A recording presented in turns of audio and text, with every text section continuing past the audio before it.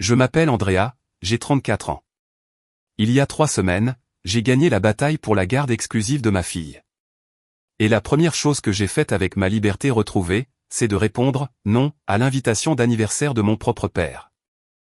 Mon père avait envoyé un SMS groupé à toute la famille. Il disait « héritier uniquement. Pas de voix sans issue. N'amenez pas votre fille. » Il ne parlait pas seulement de moi. Il parlait de ma petite fille de 6 ans. Il nous effaçait toutes les deux. Je lui ai répondu que je ne viendrais pas. Il a dit « tant mieux. On n'a pas besoin de tes drames. » 2 jours plus tard, il est entré dans le restaurant le plus prestigieux de Paris pour son dîner de 65e anniversaire. Et il s'est figé. Parce qu'à la meilleure table de l'établissement, j'étais là, assise en face du président de la région. Et quand le président s'est levé, a serré la main de mon père et m'a présenté, mon père n'a pas pu prononcer un seul mot. Avant de vous ramener là où tout a commencé, prenez un moment pour liker et vous abonner, mais seulement si cette histoire le mérite. Et indiquez votre ville et l'heure qu'il est dans les commentaires. J'adore savoir d'où vous m'écoutez. Maintenant, laissez-moi vous ramener au jour où j'ai réalisé que mon père ne voyait en moi rien de plus qu'une voie sans issue. Laissez-moi vous parler de la famille Delacroix. Mon père, Guillaume Delacroix, a eu 65 ans cette année. Il est propriétaire de Delacroix Promotion, une entreprise immobilière de taille moyenne que son père a bâtie, et que le père de son père avait bâti avant cela. 3 générations d'hommes transmettant les rênes à d'autres hommes. Ce n'est pas une tradition familiale. C'est une religion. En grandissant, j'ai entendu une phrase plus souvent que « je t'aime ». C'était, dans cette famille, les fils héritent, les filles font de beaux mariages. J'étais l'enfant du milieu. Mon frère aîné, Gauthier, 38 ans aujourd'hui, a toujours été l'avenir de l'entreprise. Mon jeune frère, Clément, 31 ans, était le plan B. Et moi? J'étais la fille qui avait le hasard de porter le même nom de famille. Le truc, c'est que je n'étais pas une mauvaise élève. J'étais la meilleure. Première de la classe chaque année, félicitations du jury au bac, admise dans une grande école sur concours avec bourse au mérite, la seule enfant Delacroix qui n'a pas eu besoin du chéquier de papa. Et quand je l'ai appelé pour lui annoncer la nouvelle, vous savez ce qu'il a dit? Bien. Au moins, ça m'économise de l'argent pour les MBA des garçons. Il n'est pas venu à ma remise de diplôme. Par contre, il a pris l'avion pour la journée d'intégration de Gauthier en école de commerce une semaine plus tard, le même mois, et a posté une photo avec la légende « La lignée continue ». Ma mère, Catherine, était la seule personne qui m'ait jamais donné le sentiment d'avoir ma place dans cette famille. Elle me prenait à part après les dîners où papa ne portait des toasts qu'aux garçons et chuchotait « Tu es tout aussi doué que, Andrea. » Ne l'oublie jamais. Elle est morte quand j'avais 15 ans. Un cancer. Et le peu de chaleur qui restait dans cette maison est mort avec elle. Il y a un portrait de famille accroché dans le salon de mon père. Il est là depuis mes 19 ans. Il montre Guillaume, Gauthier et Clément. 3 hommes. Pas de femme. Pas de moi, pas de Léa. Ma mère m'a laissé quelque chose avant de partir. Pas de l'argent. Une lettre. Je l'ai gardée dans ma table de nuit pendant 19 ans. Je vous dirai ce qu'elle contenait, mais pas tout de suite. Pour comprendre pourquoi j'ai passé 2 ans à ravaler chaque insulte que mon père m'a lancée, vous devez comprendre qui est Damien Moreau. J'ai rencontré Damien pendant mes études. Charmant, ambitieux, issu d'une vieille fortune. Le genre d'argent qui achète le silence quand les choses tournent mal. Nous nous sommes mariés quand j'avais 26 ans. Pendant quelques mois, j'ai cru avoir trouvé une échappatoire à la gravité des Delacroix. Quelqu'un qui me voyait vraiment. Puis je suis tombé enceinte de Léa, et le masque est tombé. Damien m'a dit sans détour que la paternité ne faisait pas partie de son plan quinquennal. Il est parti quand j'étais enceinte de 7 mois, n'a rien signé, n'a rien payé, et s'est volatilisé dans la propriété familiale de ses parents en Normandie, comme si j'étais une ligne comptable qu'il avait rayée. Pendant 5 ans, c'était juste Léa et moi. J'ai construit une carrière. J'ai construit un foyer. J'ai construit une vie. Et puis, il y a 2 ans, Damien est revenu. Pas pour s'excuser, mais pour demander la garde exclusive. Les avocats de sa famille venaient d'un des plus grands cabinets de Paris. Leur argument? Que j'isolais Léa de sa famille paternelle et élargie, que j'étais émotionnellement instable, et que ma fille serait mieux dans un foyer biparental avec des ressources. Mon avocate m'a dit quelque chose qui m'a glacé le sang: si vous ne pouvez pas prouver que Léa a une famille élargie, présente et stable de votre côté, l'argument de Damien va faire mouche. C'est là que Guillaume est entré en jeu. Mon père a accepté de témoigner, de venir au tribunal et de prononcer les mots magiques: ma petite fille a une famille aimante.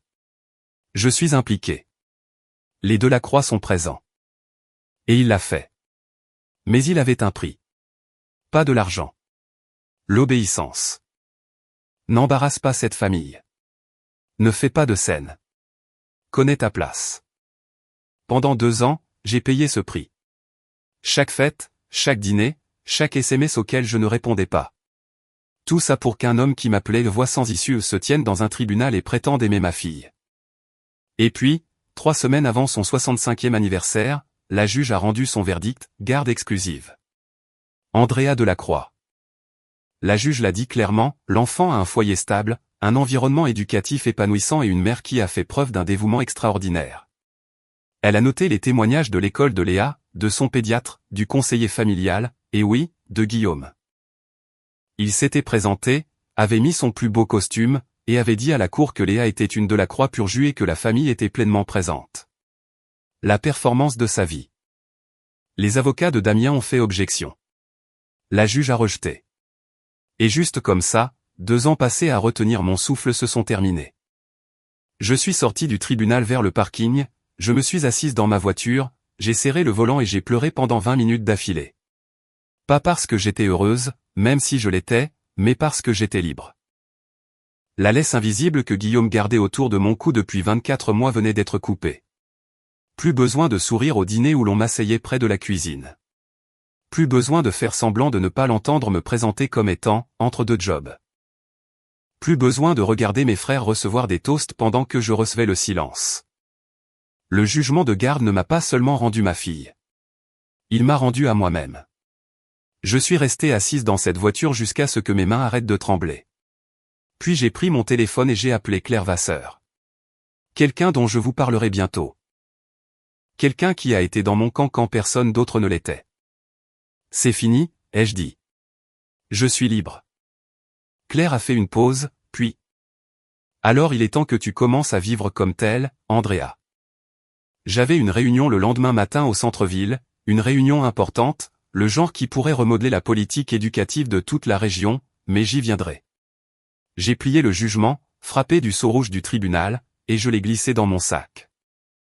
Le premier document que je portais qui ressemblait vraiment à une armure. 2 semaines après le jugement, mon téléphone a vibré à 23 heures. Léa dormait à côté de moi, un bras jeté sur son lapin en peluche, la bouche légèrement ouverte comme dorment les enfants de 6 ans, comme si le monde ne les avait pas encore touchés. J'ai pris mon téléphone et ouvert le groupe familial sur WhatsApp. Guillaume avait envoyé un message, un paragraphe. Il disait: c'est une étape importante. Mon dîner de 65e anniversaire aura lieu à la maison Vasseur samedi soir. Cette célébration est pour les héritiers uniquement. Pas de voix sans issue. N'amenez pas votre fille. Je l'ai lu 2 fois, puis une 3e fois. Pas de voix sans issue. C'était moi. N'amenez pas votre fille. C'était Léa. L'homme qui s'était tenu dans un tribunal 3 semaines plus tôt et l'avait appelée, une Delacroix pur jus, la traitait maintenant de voix sans issue dans un SMS de groupe. J'ai regardé Léa dormir. Sa petite main était fermée en un point. Comme si, même dans ses rêves, elle s'accrochait à quelque chose. Puis un SMS privé de Gauthier: papa a raison. C'est sa soirée. Ne ramène pas tout à toi. Je vais être honnête. Le truc des héritiers, c'était mon idée. Il a aimé. Mon frère aîné. Celui qui souriait à chaque Noël comme s'il ne me regardait pas disparaître. Il avait écrit les mots lui-même. J'ai répondu au groupe: je ne viendrai pas.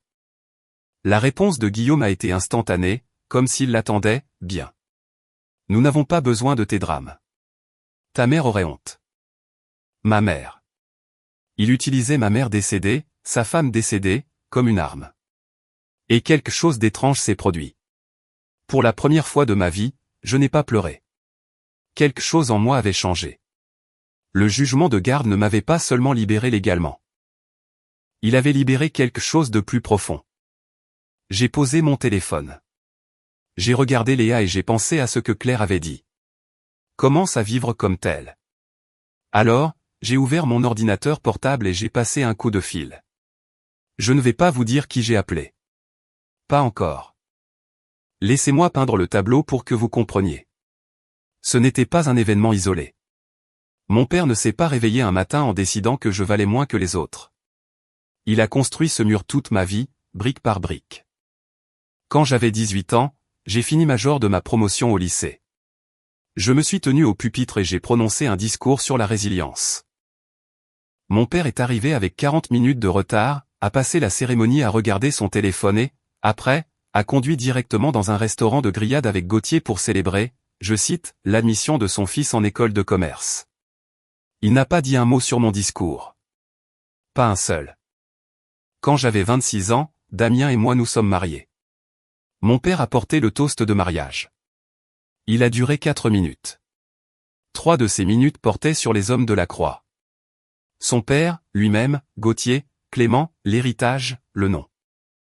Et puis une phrase à la fin, et à Andrea, puisse-t-elle trouver un homme bon pour prendre soin d'elle. Damien était assis à côté de moi, tout sourire. J'étais assise là, les doigts serrés autour d'une coupe de champagne que je ne pouvais pas goûter. Quand j'avais 28 ans, Léa est née. Guillaume est venu à la maternité, a regardé Léa dans le berceau, m'a regardé et a dit « Encore une fille. Bon, peut-être que tes frères me donneront des petits-fils. » Elle avait 6 heures. Je porte la bague de ma mère en ce moment, un simple anneau en or avec une petite émeraude. Catherine me l'a laissé dans son testament. Je la porte tous les jours depuis 19 ans. Mon père ne l'a jamais remarqué une seule fois. Cette semaine-là, après le jugement de garde, j'ai enchaîné les réunions à l'hôtel de région. Il y en avait une en particulier, un dîner de travail avec quelqu'un d'important. Je m'y préparais depuis des mois, mais je vous raconterai ça quand le moment sera venu. 3 mois avant le dîner d'anniversaire, c'était Noël, ou plutôt une fête de famille automnale. J'y suis allé parce que j'avais encore besoin de Guillaume pour l'affaire de garde. Léa est venue avec moi. Elle portait une petite robe écossaise qu'elle avait choisie elle-même et était si excitée de voir son grand-père qu'elle a couru dans l'allée devant moi. Guillaume a ouvert la porte, a regardé par-dessus sa tête et m'a dit « Tu es en retard ». L'intérieur de la maison était plein. Guillaume avait invité des voisins, quelques-uns de ses partenaires immobiliers, les Henderson du Country Club. Des gens importants selon lui. Et quand ils sont arrivés, il a fait ce qu'il faisait toujours. Il a présenté ses enfants. « Voici mes garçons », a-t-il dit, la main sur l'épaule de Gauthier, en faisant un signe de tête vers Clément. Gauthier et Clément, l'avenir de Delacroix Promotion. L'une des invitées, une femme nommée Sandra, m'a jeté un coup d'œil et a souri poliment. Et cette jeune femme? Mon père a fait une pause comme s'il devait recalibrer. Oh, c'est Andrea. Elle est entre deux choses. Je n'étais pas entre deux choses. À ce moment précis, j'étais conseillère politique principale au cabinet du président de la région. J'avais un badge à mon nom et un bureau au 12e étage de l'hôtel de région. Mais Guillaume ne le savait pas, parce que Guillaume ne demandait jamais. Bethany, la femme de Gauthier, s'est penchée vers moi plus tard dans la cuisine et a chuchoté « Ça doit être dur d'être la seule fille, mais tu sais, les hommes comme Guillaume, ils pensent juste différemment. » Elle le disait comme si elle était gentille. Elle ne l'était pas. Au dîner, Léa était assise à côté de Guillaume. Elle l'a regardé avec ses énormes yeux bruns et a dit assez fort pour que toute la table entende « Papy, pourquoi il n'y a pas de photo de maman et moi dans ta maison ?» La table est devenue silencieuse. Guillaume a repris sa fourchette. « Mange ta dinde, ma chérie. » Après le dîner, Clément m'a tiré sur la terrasse arrière. Air froid, feuille morte. Il a regardé ses chaussures et a dit « Je suis désolé pour papa. Je sais que ce n'est pas juste. » Je l'ai regardé. Mon petit frère, 31 ans, toujours effrayé par son propre père. Alors dit quelque chose, Clément. Il est resté silencieux un long moment. Puis il est rentré à l'intérieur. Ce silence m'a dit tout ce que j'avais besoin de savoir sur mon petit frère. J'ai besoin que vous compreniez comment fonctionnait l'affaire de garde. Pas les petits caractères juridiques, mais la mécanique de la façon dont mon père l'a utilisé. L'avocat de Damien a construit tout le dossier autour d'un mot, isolement. L'argument était que j'avais coupé Léa de sa famille, qu'elle grandissait dans une bulle, que sa mère était trop fragile émotionnellement pour maintenir des relations saines. C'était des mensonges. Mais les mensonges sont persuasifs quand ils sortent d'un costume à 900 € de l'heure. Mon avocate a dit, nous avons besoin de votre père à la barre.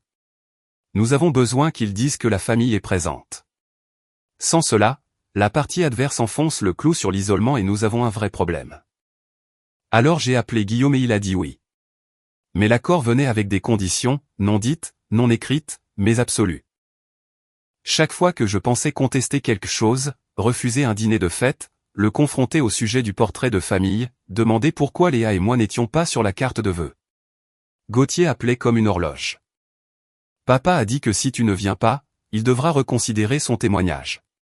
Quelque chose à propos de ton manque de coopération avec la famille. C'était chirurgical. Il ne criait pas. Il ne menaçait pas.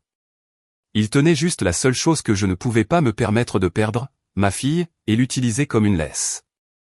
Noël cette année-là, je suis venu, j'ai souri, j'ai mis la table, débarrassé les assiettes, fait la vaisselle. Personne n'a dit merci. Personne n'a posé de questions sur mon travail. Guillaume a porté un toast à l'héritage de la croix. J'ai essuyé un verre à vin en regardant la neige par la fenêtre de la cuisine. J'ai gardé des captures d'écran des SMS de Guillaume pendant ces 2 années. Pas comme preuve pour le tribunal. L'affaire était terminée à ce moment-là. Je les ai gardés parce que je savais qu'un jour j'aurais besoin de me rappeler que ce qui s'était passé était réel, que je n'exagérais pas, que j'avais parfaitement le droit de faire ce que j'ai fait ensuite. Une semaine après le SMS, héritier uniquement, je suis allé chercher Léa à l'école. Elle est montée à l'arrière, s'est attachée. Elle venait d'apprendre comment faire et est restée silencieuse quelques minutes. C'est inhabituel pour Léa. Normalement, elle commande tout le trajet du retour comme une petite commentatrice sportive. Et puis Mia a dit qu'elle savait faire la roue, mais elle savait pas maman, elle savait vraiment pas. Mais ce jour-là, silence. Puis, depuis la banquette arrière. Maman, ça veut dire quoi, voix sans issue? Mes mains se sont serrées sur le volant. Où as-tu entendu ça, mon bébé? J'ai entendu la maman de papa le dire au téléphone. Elle a dit, Papy Guillaume nous appelle des voix sans issue. C'est comme quand une route s'arrête et qu'il n'y a nulle part où aller. La mère de Damien, en train de cancaner au téléphone à portée d'oreille d'une enfant de 6 ans. Et elle tenait le mot de Guillaume, l'homme qui l'avait tapé dans un groupe de discussion comme si c'était un menu de dîner. Je me suis garé dans notre allée, j'ai coupé le moteur et je me suis retourné pour regarder ma fille. Je ne sais pas quelle tête je faisais. Je savais juste que je devais être stable. Une voie sans issue, c'est juste une rue, mon cœur. C'est là où une route s'arrête et une nouvelle commence. C'est tout. Elle y a réfléchi, puis a hoché la tête. D'accord. Je peux avoir des petits poissons salés? Ce soir-là, après que Léa se fut endormie, j'ai ouvert le tiroir de ma table de nuit et j'ai sorti la lettre de ma mère. Le papier était doux. 19 ans de pliage et dépliage. Le monogramme en haut, CD. Catherine Delacroix. Je l'ai lu. La partie que je portais en moi toutes ces années. Andrea, le monde essaiera de te rendre petite parce que tu es une femme. Ne les laisse pas faire. Pas même ton père. Surtout pas ton père. Construis ta propre table. Construis ta propre table.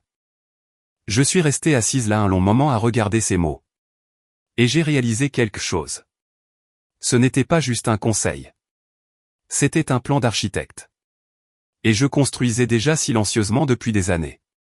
Je n'avais juste montré les plans à personne.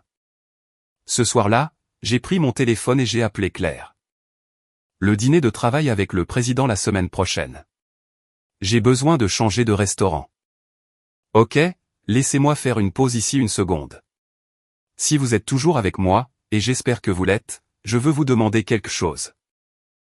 Quand quelqu'un que vous aimez vous traite comme si vous ne comptiez pas, est-ce que vous partez ou est-ce que vous attendez le bon moment pour leur montrer exactement qui vous êtes? Mettez votre réponse dans les commentaires. Et si cette histoire vous touche, allez-y, appuyez sur ce bouton d'abonnement, mais seulement si vous le sentez. Maintenant, continuons, parce que ce qui s'est passé ensuite. Même moi, je ne m'attendais pas à ce que ça se déroule comme ça. Guillaume n'avait pas fini. Il n'avait jamais fini. La semaine précédant le dîner d'anniversaire, Gauthier a créé un nouveau groupe de discussion, plus grand cette fois. Il a ajouté le frère de Guillaume, Robert, le fils de Robert, Marc, quelques cousins, et les partenaires qui avaient été invités. Le chat de planification, le fil logistique, la célébration du nom de la croix. Gauthier a posté, rappel, les 65 ans de papa à la maison Vasseur. Tenue de soirée pour les héritiers. Pas de plus sauf les conjoints. C'est pour l'héritage familial. Mon nom n'était pas dans le chat. Je n'avais pas été ajouté. Je ne l'ai su que parce que Marc, mon cousin de 34 ans, le fils de l'oncle Robert, m'a envoyé un SMS privé. Et, tu viens? J'ai remarqué que tu n'es pas dans le groupe. J'ai fixé son message. Marc et moi n'avions jamais été particulièrement proches, mais il avait toujours été correct. Calme, observateur, le genre de personne qui remarque la chaise vide. Je ne suis pas invité, lui ai-je dit. Une longue pause. Puis, quoi? Je n'ai pas élaboré. Je ne lui ai pas parlé du SMS, des mots, de la façon dont Léa m'avait demandé ce que signifiait « voix sans issue ». J'ai juste dit « c'est bon. J'ai des projets pour cette soirée. » De bons projets. Pendant ce temps, Guillaume gérait le récit. Il a appelé Robert personnellement. Ne donne pas les détails de la fête à Andrea. Elle va juste débarquer et faire une scène. Tu sais comment elle est. Robert, le jeune frère qui avait passé 50 ans à s'en remettre à Guillaume, a accepté à contre-cœur, mais il a accepté. La maison Vasseur, le restaurant le plus prestigieux de la ville, réservation 2 semaines à l'avance, 200 € le menu, le genre d'endroit où l'on n'élève pas la voix et où l'on n'amène pas de gens qui pourraient vous embarrasser. Guillaume avait réservé une table pour 12. Il pensait que cette table était la meilleure de la maison. Il avait tort. C'est pire. Parce que l'exclusion ne suffisait pas à Guillaume, il avait besoin d'une assurance. Marc m'a raconté des semaines plus tard, après que tout soit arrivé, ce que Guillaume racontait dans mon dos. L'histoire que Guillaume avait construite disait ceci. Andrea est en difficulté. Elle a perdu son procès pour la garde. Elle ne va pas bien mentalement. C'est mieux si on lui laisse de l'espace. Chaque mot était un mensonge. J'avais gagné le procès. Je m'épanouissais. Je dirigeais la réforme de l'éducation la plus ambitieuse que la région ait connue depuis 10 ans. Mais Guillaume ne savait rien de tout cela. Et il ne cherchait pas à le savoir. Il avait juste besoin d'une version de moi qui justifiait ce qu'il avait fait. L'oncle Robert m'a appelé un après-midi. Sa voix était prudente, mesurée. La façon dont les gens parlent quand ils pensent que vous êtes fragile. Ma chérie, ton père m'a parlé de la situation. Est-ce que tu te fais aider? J'ai fermé les yeux. J'étais assise à mon bureau.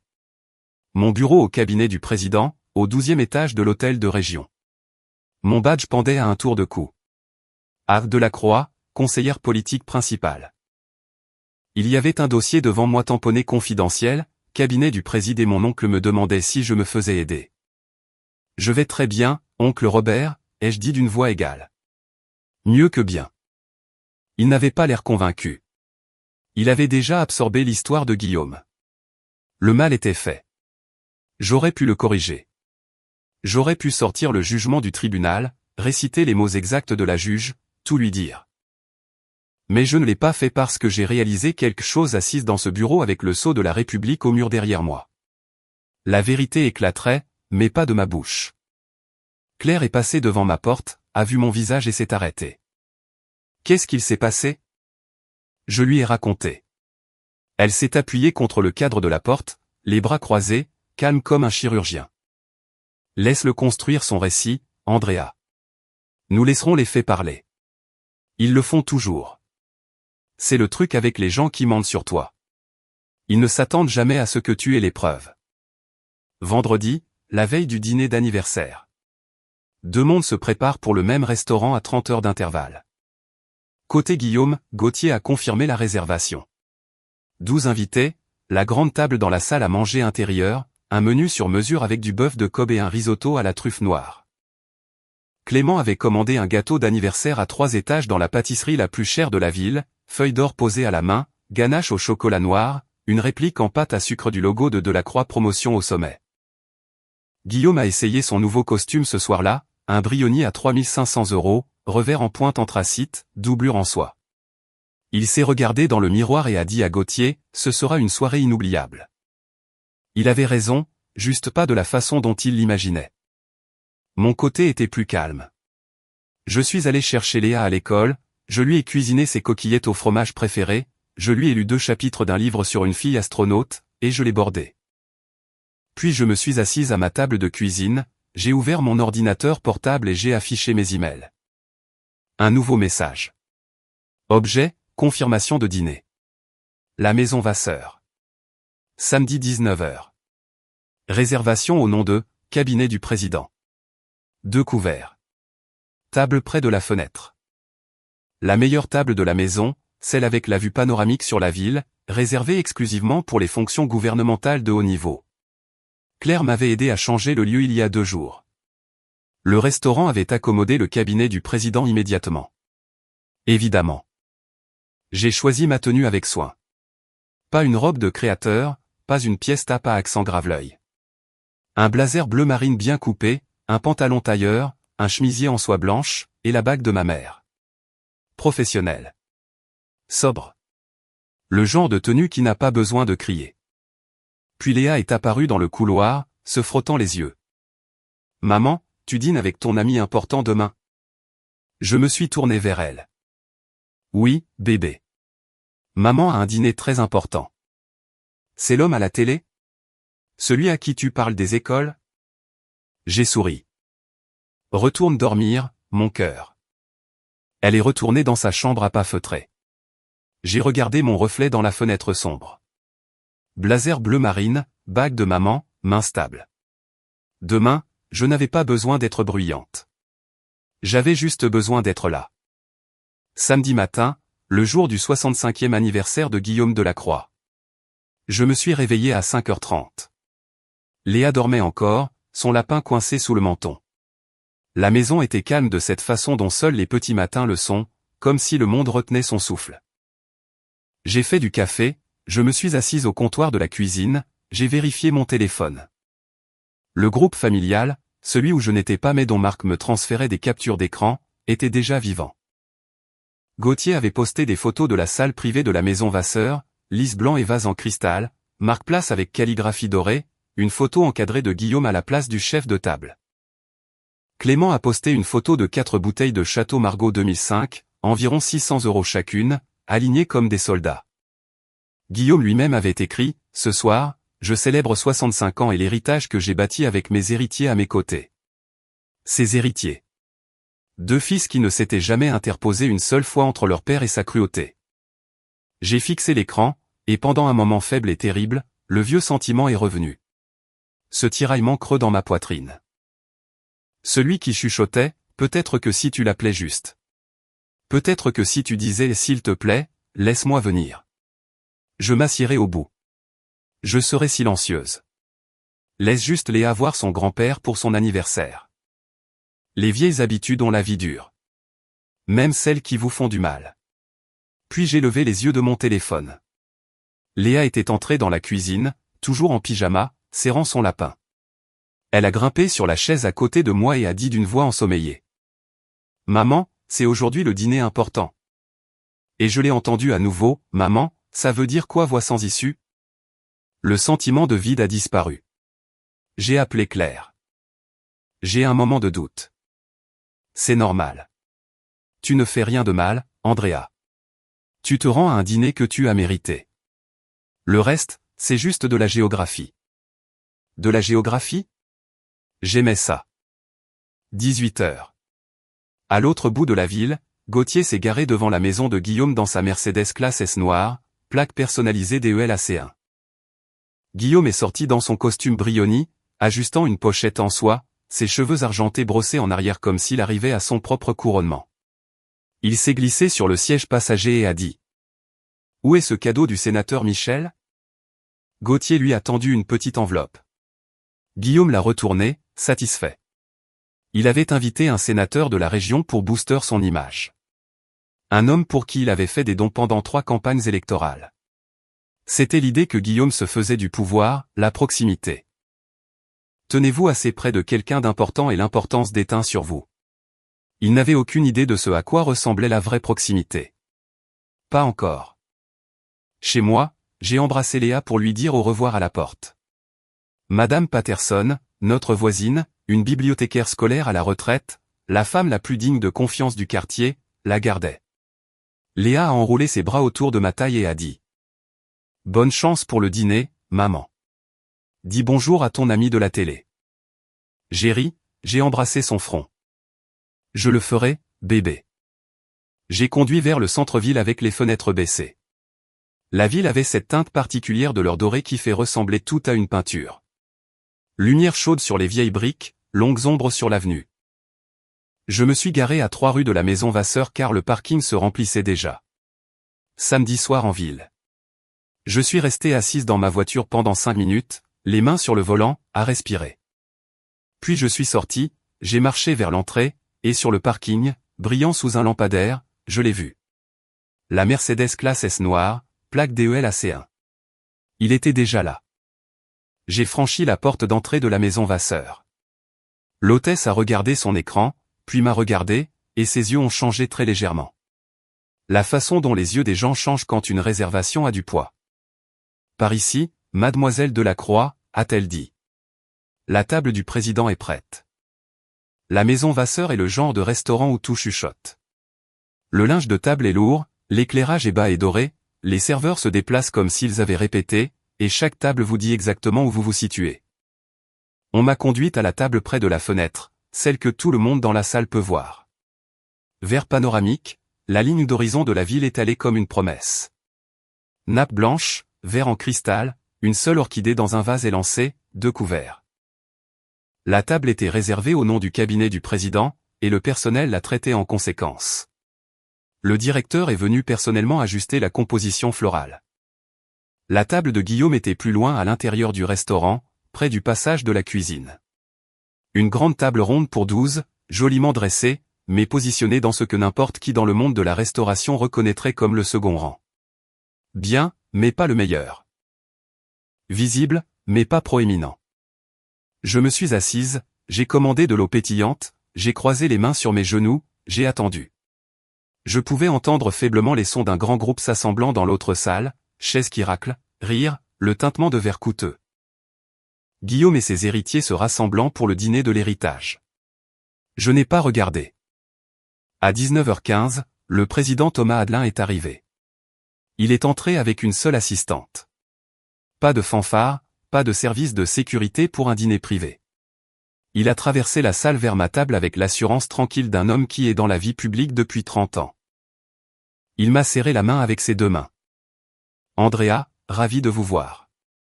J'avais hâte de discuter de la phase 2. C'était réel. C'était un dîner de travail, pas un coup monté, pas une mise en scène. Le président et moi nous réunissions mensuellement au sujet de l'initiative de réforme de l'éducation à l'échelle régionale que j'avais architecturée. Ce soir, il s'agissait de la phase 2, l'expansion dans les districts ruraux. J'avais un classeur de briefing dans mon sac. Le directeur du restaurant est apparu à la table. Monsieur le Président, bienvenue. Puis-je vous servir quelque chose pour commencer? Le président s'est assis, a déplié sa serviette et m'a souri. Mettons-nous au travail. Et puis il a dit autre chose, avec désinvolture, presque comme une pensée après coup. Au fait, Andrea, cette lettre de félicitations officielle. Je l'ai signée hier. Vous l'aurez lundi. Vous l'avez méritée. Une lettre de félicitations signée par le président de la région pour le travail que j'avais accompli pendant que mon père disait à la famille que je m'effondrais. 30 minutes plus tard, Guillaume Delacroix a fait son entrée. Je ne l'ai pas vu arriver. J'étais face à la fenêtre en train de parler politique avec le président, mais je l'ai entendu. La façon dont on entend un système météorologique changer avant de voir les nuages. Les portes avant de la maison Vasseur se sont ouvertes et un groupe de 12 personnes a balayé la salle à manger principale avec le genre d'énergie qui vient de l'argent et des attentes. Guillaume marchait en premier. Costume Brioni, cravate en soie, cheveux argentés accrochant la lumière. Derrière lui, Gauthier et Bethany, Clément, oncle Robert, Marc, et 6 autres invités, associés d'affaires, vieux amis, des gens qui avaient été invités pour être témoins du couronnement du patriarche. Le personnel les a installés à la table intérieure. Guillaume a pris la tête naturellement. Gauthier à sa droite, Clément à sa gauche.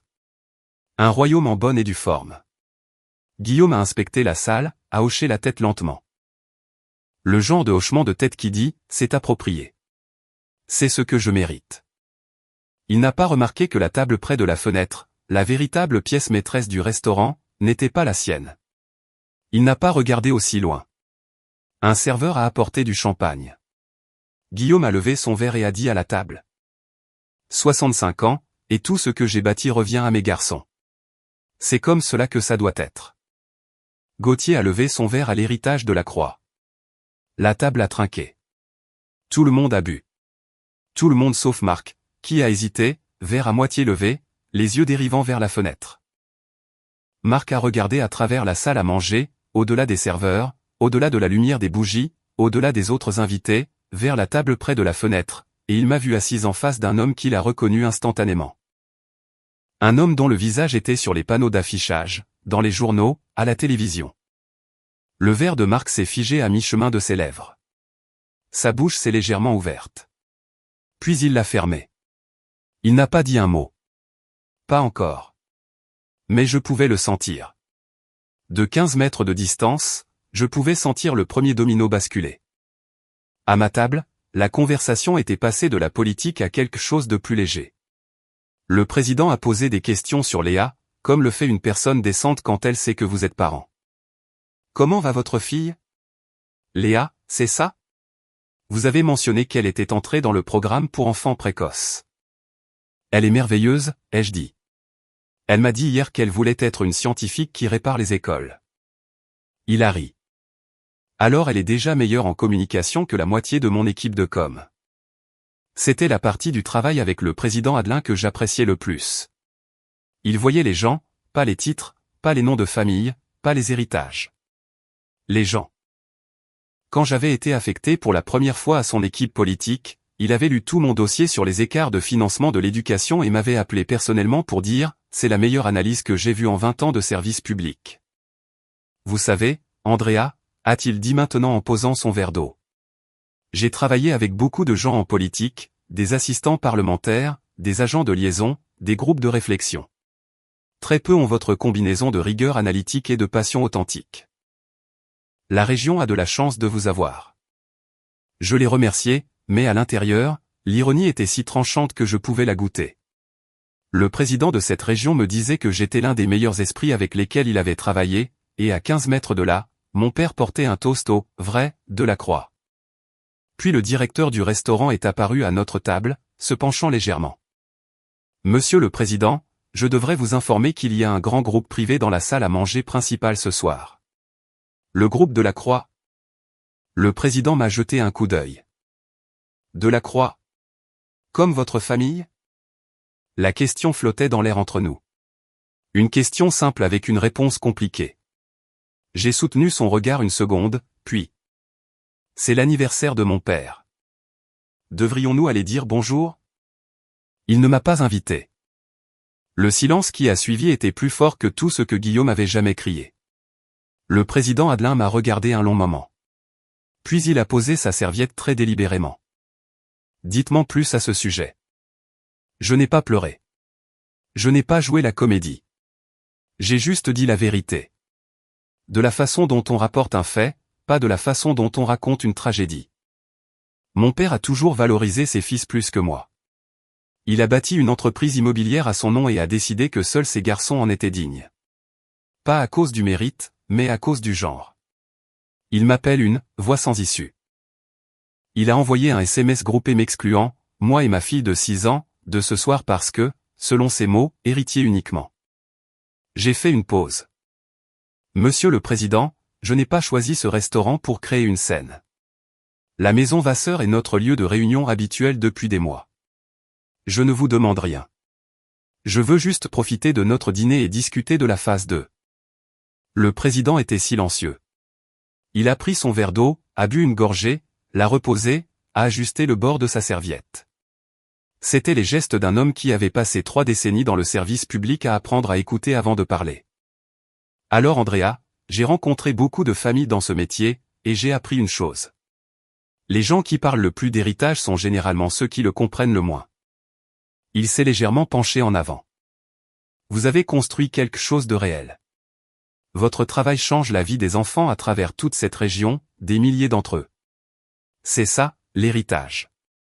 Un nom de famille sur un immeuble, ce n'est pas. Je ne suis pas ici pour me venger, monsieur le président, ai-je dit. Je suis ici parce que j'ai mérité ce siège. Il a hoché la tête. Oui, vous l'avez mérité.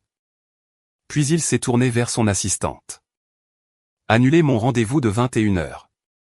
Nous allons prendre notre temps ce soir. L'assistante a cligné des yeux. Elle ne s'attendait clairement pas à ça. Monsieur? Annulez-le. Le président s'est retourné vers moi, a pris son menu et a dit. Maintenant, parlez-moi des données sur les districts ruraux. Je veux tout entendre. Il ne partait pas tôt. Il ne précipitait pas le dîner pour éviter la situation. Il s'installait. Et je comprenais pourquoi. Pas parce qu'il voulait orchestrer quoi que ce soit, mais parce qu'il avait porté un jugement sur ce qui comptait. Et ce qui comptait, c'était le travail. Ce qui s'est passé ensuite, cependant, n'était pas son choix. C'était celui de Marc. 20h15 à la table de Guillaume, le premier plat était débarrassé. Noix de Saint-Jacques poêlée, jeunes pousses, quelque chose à l'huile de truffe qui coûtait probablement plus que mes courses pour la semaine.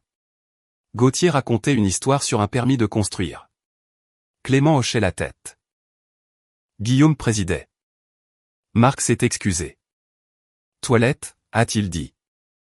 Il n'est pas allé aux toilettes. Je l'ai vu avant qu'il n'atteigne la table.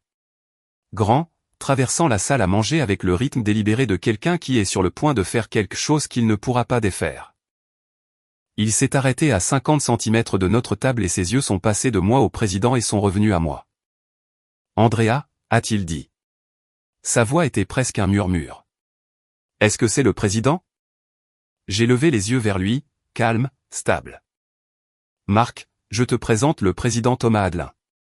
Monsieur le président, voici mon cousin Marc Delacroix. Le président s'est levé parce que c'est ce que fait Thomas Adelin. Il se lève quand on lui présente quelqu'un. Et il a tendu la main. Ravi de vous rencontrer, Marc. Votre cousine fait un travail incroyable pour cette région.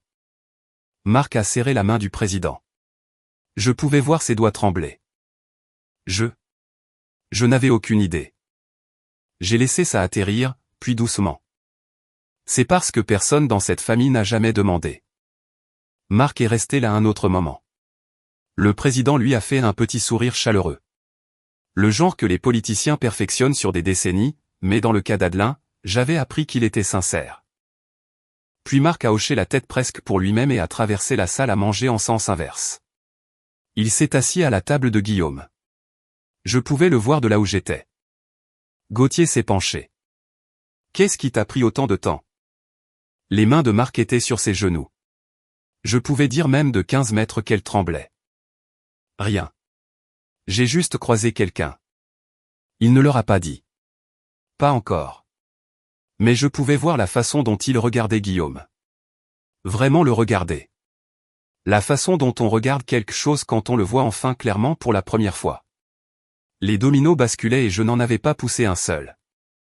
D'accord, on se rapproche du moment que je sais que vous attendez. Mais avant d'y arriver, pourriez-vous me rendre un service? Appuyez sur ce bouton j'aime. Pas pour l'algorithme, pour chaque femme qui a un jour été appelée voix sans issue par quelqu'un qui était censé l'aimer. Et si vous n'êtes pas encore abonné, c'est le bon moment parce que ce qui se passe dans les prochaines minutes. J'en ai encore des frissons en y pensant. Allons-y. 20h30 Guillaume s'est levé.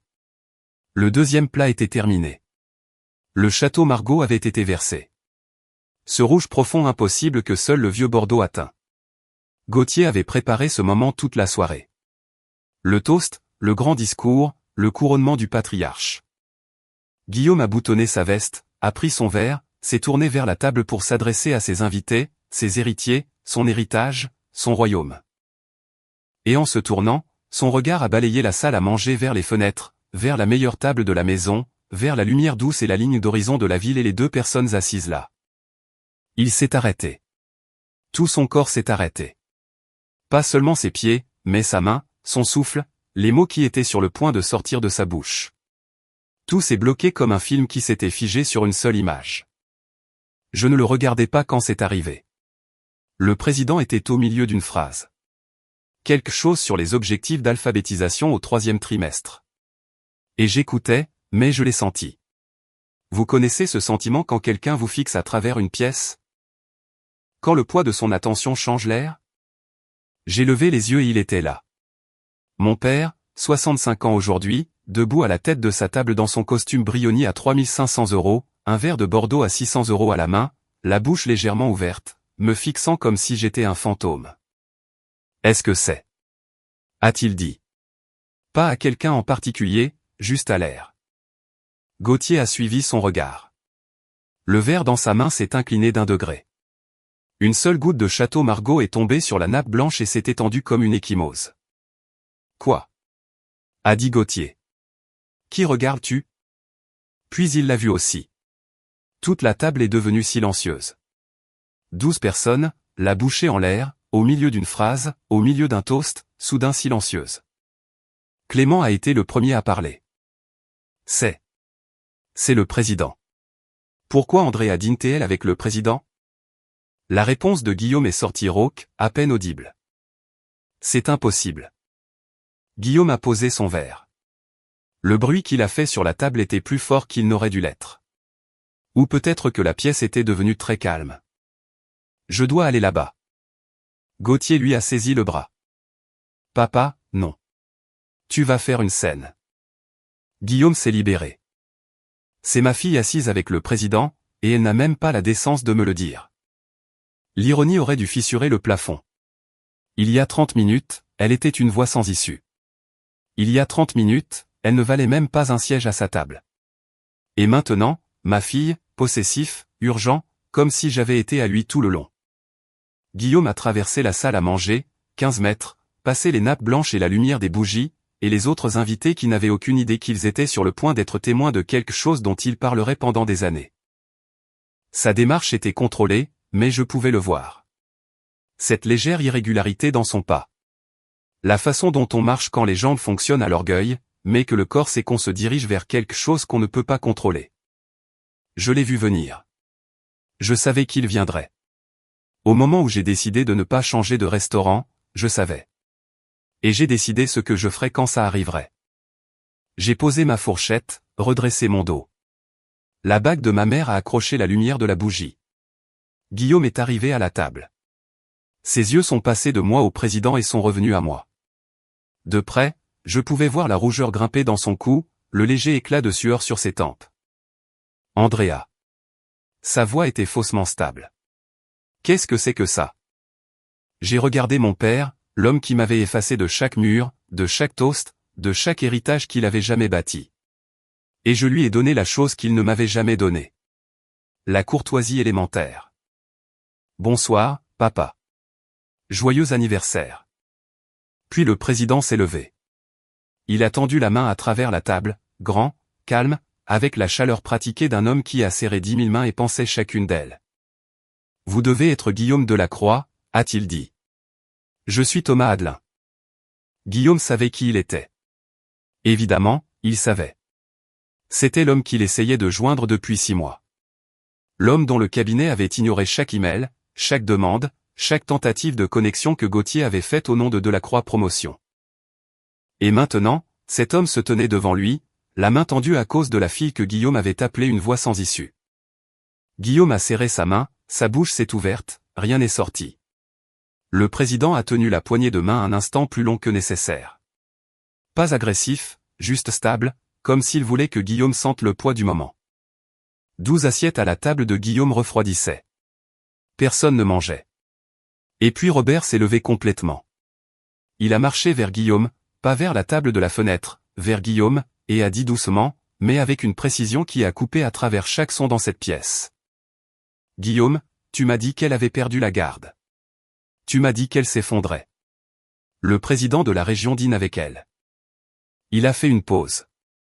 Sur quoi d'autre as-tu menti? Guillaume était toujours debout à ma table. Il n'avait pas bougé. Je ne pense pas qu'il le pouvait. J'ai observé mon père un long moment. Le costume Brioni qui était censé le rendre puissant ressemblait maintenant à un déguisement. La pochette en soie s'affaissait. Ses mains étaient sur les côtés. Et pour la première fois de ma vie, elle semblait petite. Je me suis levé. Pas vite, pas théâtralement. Je me suis juste levé de la façon dont on se lève quand on a pris une décision pour laquelle on s'est préparé toute sa vie. Papa. Ma voix était stable. Je ne suis pas venu ici ce soir pour t'embarrasser. Je suis venu ici parce que j'avais un dîner de travail avec le président. Une réunion que j'ai gagnée par des années de travail sur lesquelles tu n'as jamais pris la peine de poser de questions. Il a cligné des yeux 2 fois. Tu m'as traité de voix sans issue. Tu as dit à la famille que je m'effondrais. Tu nous as exclus, moi et Léa, de ton anniversaire parce que nous n'étions pas des héritiers. Le mot a atterri comme une pierre dans l'eau. Mais voici ce que tu as raté. Pendant que tu décidais que je n'étais rien, je construisais quelque chose. Pas pour ton approbation, pas pour ton héritage. Pour ma fille, pour moi-même. J'ai pris une respiration. La bague de ma mère était chaude contre mon doigt. Je ne te demande pas d'être fier de moi, papa. J'ai arrêté d'avoir besoin de ça il y a longtemps. Mais j'ai besoin que tu entendes ça. Léa et moi ne sommes pas des voix sans issue. Nous ne sommes pas ta honte. Et si tu nous veux dans ta vie, ça commence par le respect. Pas le contrôle, pas les conditions. Le respect. Je me suis rassise, j'ai lissé ma serviette, je me suis tourné vers le président. Je suis désolé pour ça, monsieur le président. Thomas Adelin m'a regardé avec une expression que je porterai pour le reste de ma vie. Pas de pitié, pas de gêne, quelque chose de plus chaud. Ne soyez pas désolé, Andrea. C'était attendu depuis longtemps. Guillaume est resté là encore 3 secondes. Puis il s'est tourné et est retourné à sa table. Il ne m'a pas regardé à nouveau, pas une seule fois. Mais j'ai vu sa main, celle qui ne tenait rien, celle qui pendait juste à son côté, et elle tremblait. Le président a attendu que Guillaume soit de retour à sa table. Puis il a cherché dans le porte-document en cuir à côté de sa chaise, celui que son assistante portait, et a sorti un document, papier épais couleur crème, le sceau de la République embossé en or en haut, une signature en bas que j'avais vue sur la législation.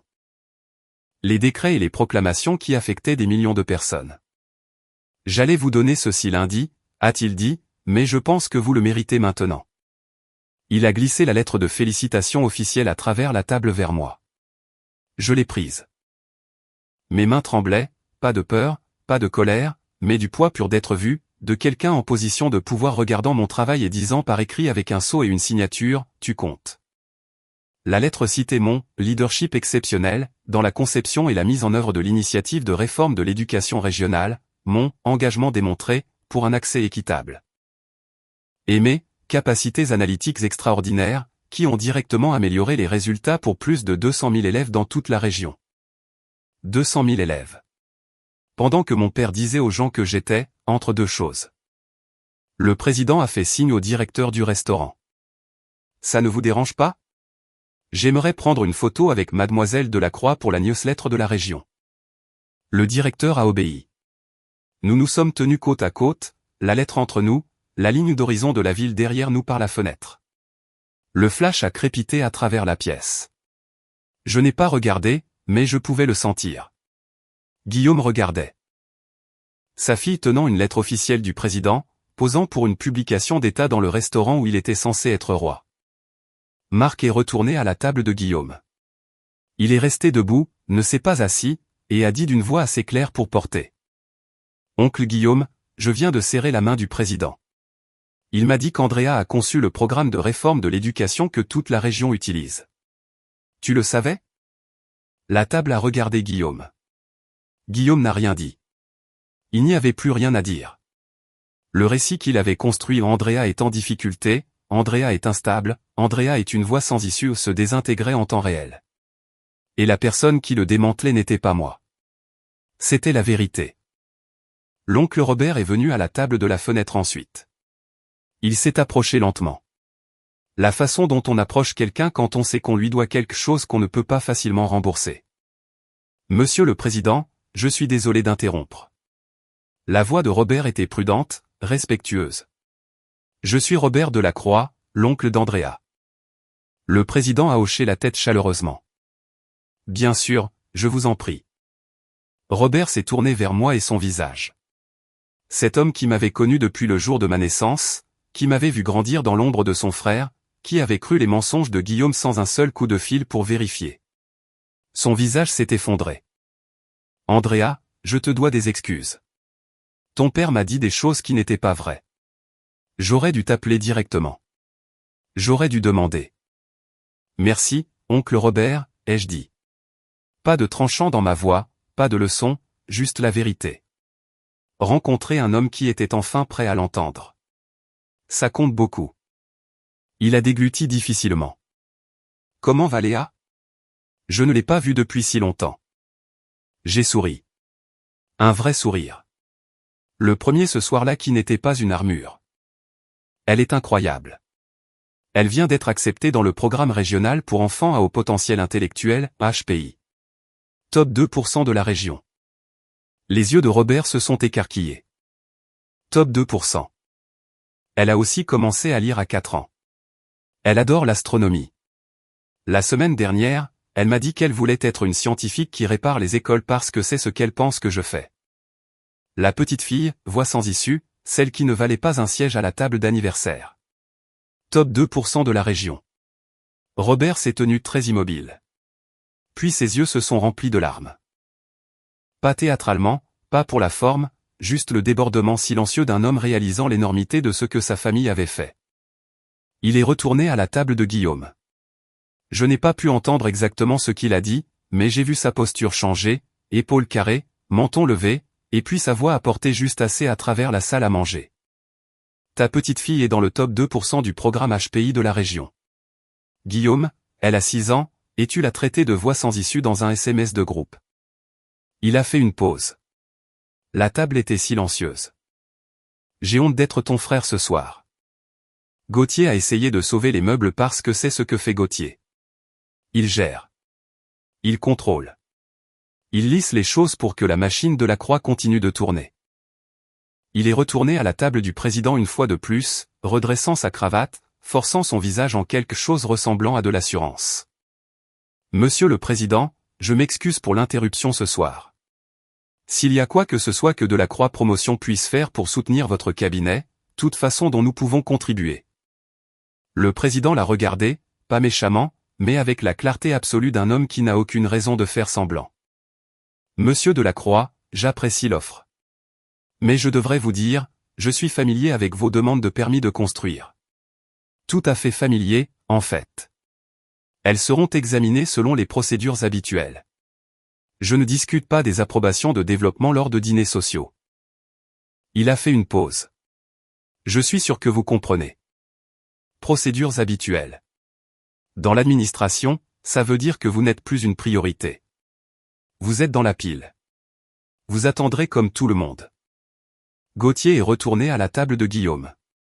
J'ai regardé son visage se transformer à chaque pas, la fausse assurance tombant comme du plâtre d'un mur. Au moment où il s'est assis, il avait l'air d'avoir pris 10 ans.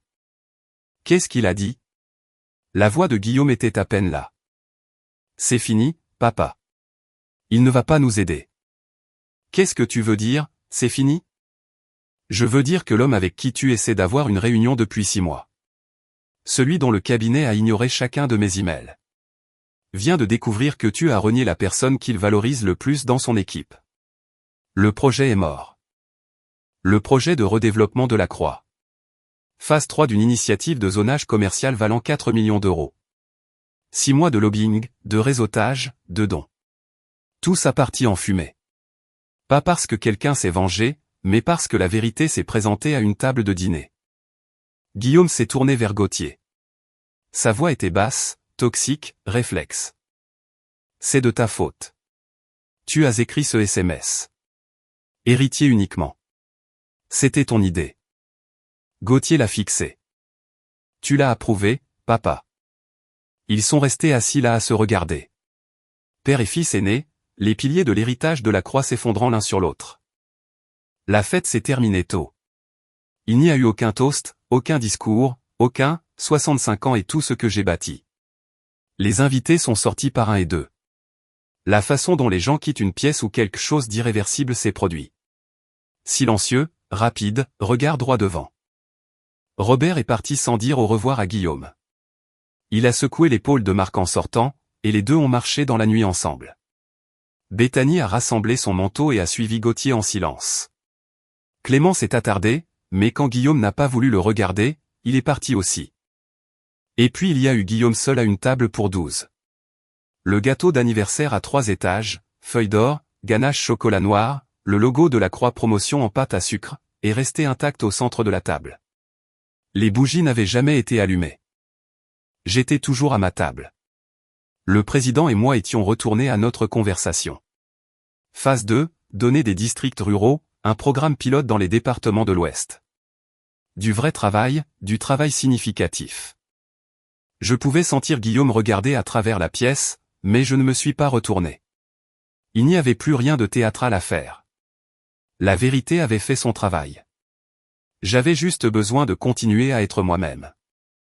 Mais je vais vous dire ce que j'ai remarqué du coin de l'œil.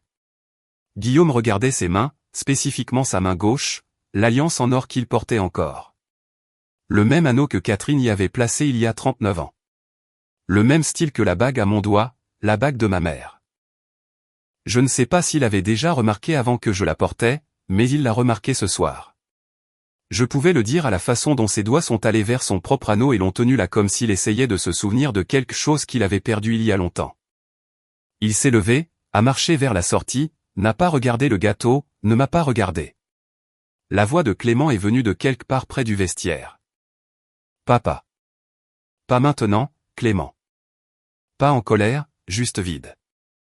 La porte d'entrée s'est fermée derrière lui, et le dernier son de la célébration du 65e anniversaire de Guillaume Delacroix a été le clic d'un loquet coûteux dans une pièce très silencieuse.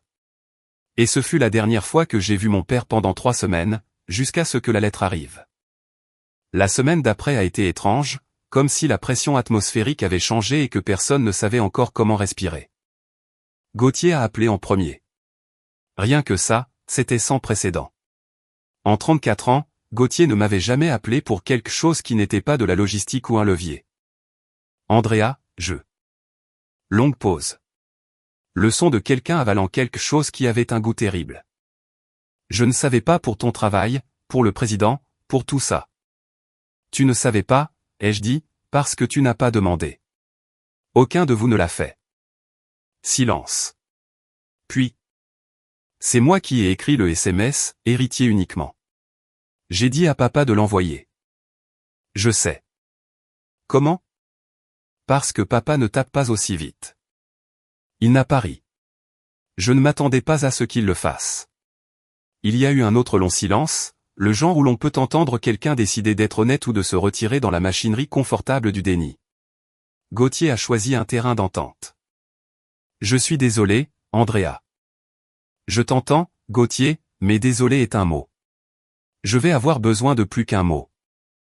Il ne savait pas quoi répondre à ça. Nous avons raccroché peu après, mais c'était un début. Pas un bon, mais un vrai.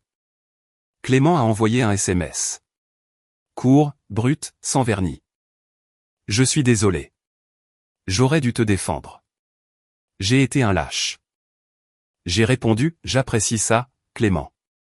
Quand tu seras prêt à montrer à Léa que tu le penses vraiment, elle sera là. L'oncle Robert a appelé, aussi. Il s'est excusé sincèrement, lourdement, comme un homme portant un sac de pierres qu'il venait juste de réaliser qu'il tenait. Il m'a dit qu'il avait parlé à Guillaume. Il ne va pas bien, Andrea. Mais ça n'excuse rien. Non, ai-je dit, ça n'excuse rien. Je n'ai pardonné à personne cette semaine-là. Le pardon n'est pas un interrupteur. C'est une route. Et il n'avait même pas commencé à marcher.